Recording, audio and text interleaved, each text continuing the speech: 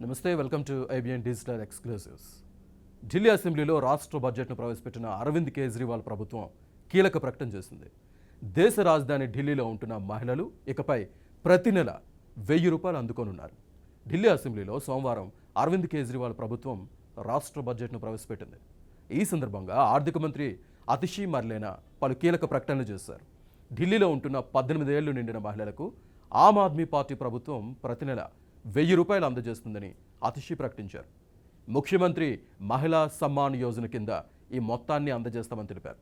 ఈ ప్రకటన వెలువడిన వెంటనే అసెంబ్లీలో ఆమ్ ఆద్మీ పార్టీ ఎమ్మెల్యేలంతా అరవింద్ కేజ్రీవాల్ జిందాబాద్ అంటూ పెద్ద ఎత్తున నినాదాలు చేశారు. అసెంబ్లీ బడ్జెట్ సమావేశంలో అతిషి మర్లేనా మాట్లాడుతూ రామరాజ్యంలో తదుపరి అడుగు మహిళల భద్రత అని అన్నారు.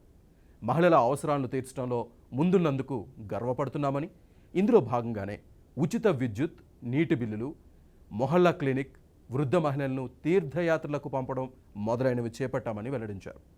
గత 10 ఏళ్లతో పోల్చి చూస్తే ప్రస్తుతం మహిళలకు మెరుగైన జీవితాన్ని అందించడానికి ప్రయత్నించామని అన్నారు. ఈ క్రమంలోనే వారి జీవితంలో ఎంతో మార్పు వచ్చిందని వెల్లడించారు.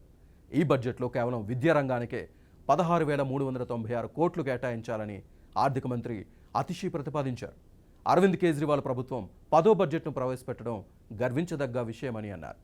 ఢిల్లీ ప్రభుత్వ పాఠశాలల్లో ప్రస్తుతం 9 లక్షల మంది బాలికలు చదువుతున్నారని, ఢిల్లీ ప్రభుత్వ పాఠశాలల్లో చదువుతున్న 933 మంది బాలికలు నీట్లో ఉత్తీర్ణత సాధించగా 123 మంది బాలికలు జేఈఈ పరీక్షలో ఉత్తీర్ణులయ్యారని ఆమె తెలిపారు.